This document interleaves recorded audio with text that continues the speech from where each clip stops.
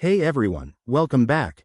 If you're frustrated because your Peloton won't turn on, especially with the 2025 models, you're in the right place. I'm here to guide you through simple, step-by-step fixes that could get your workout machine up and running in no time. Let's dive in and troubleshoot this issue together. First off, it's important to understand why this might be happening.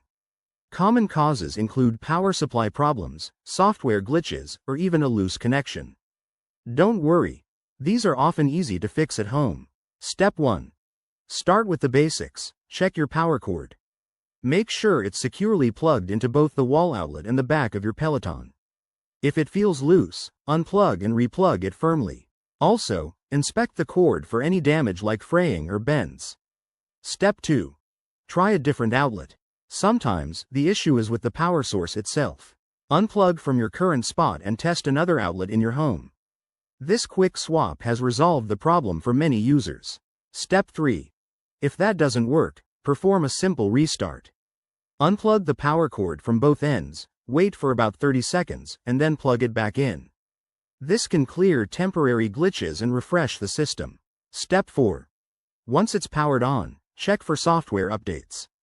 Go to the settings menu on your Peloton screen and look for any available updates. Installing the latest software can fix bugs, especially for 2025 models.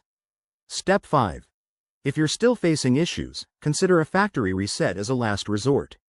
This will erase your personal data, so back up first if possible. Hold down the power button for 10 seconds or follow the instructions in your user manual. And if none of these steps do the trick, it's time to reach out to Peloton support. They can provide specialized help or arrange for a professional repair.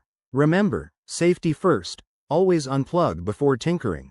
There you have it, folks. I hope these tips get your Peloton back on track so you can crush your fitness goals. If this video helped, hit that like button and subscribe for more tech fixes. Thanks for watching, and see you next time.